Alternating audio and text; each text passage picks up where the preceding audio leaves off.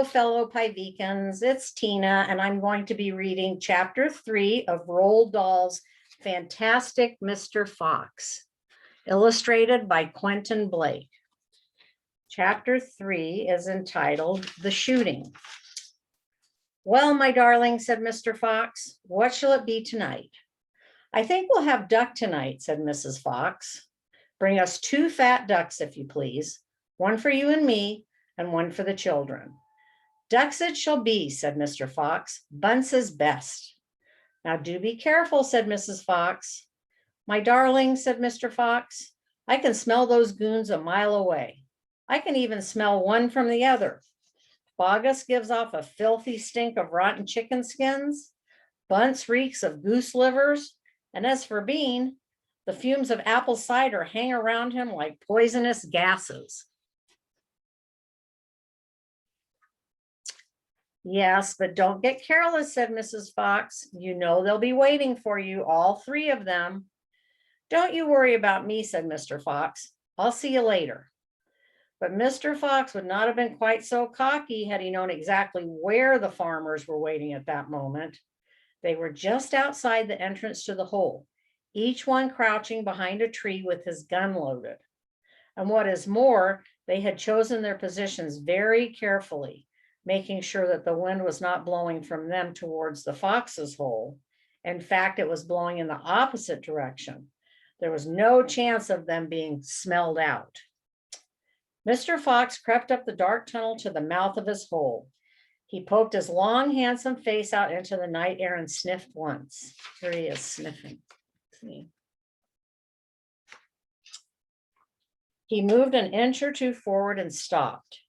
He sniffed again. He always was especially careful when coming out from his hole.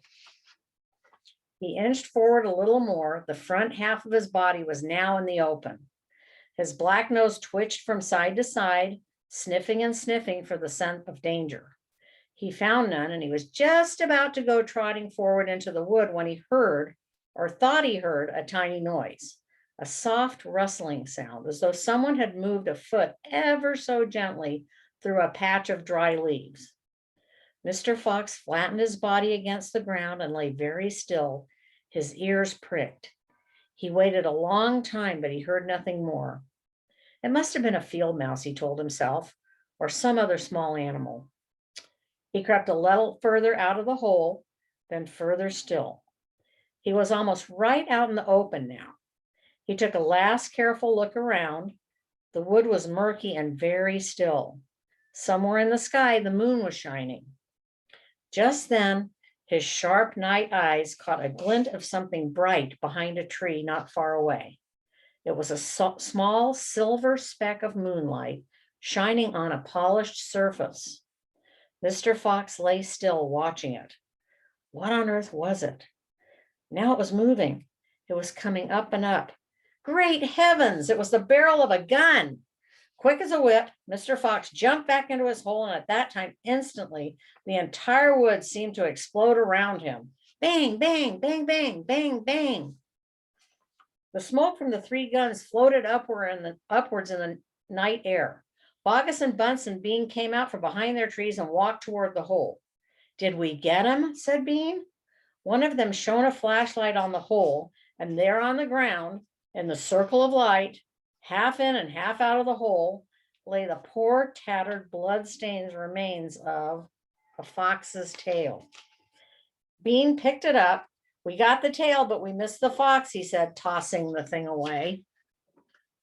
There's Mr. Fox's tail, it looks like.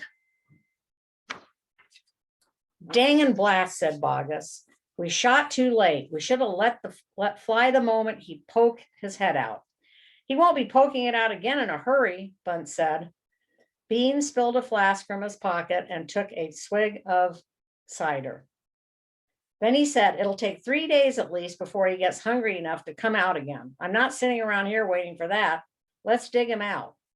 Ah, said Bogus. Now you're talking sense. We can dig him out in a couple of hours. We know he's there. I reckon there's a whole family of them down that hole, Bunce said. Then we'll have the lot, said Bean. Get the shovels. Okay, so now we got to figure out what's going to happen in chapter 4. I'm excited to see what happens next, and see you next time.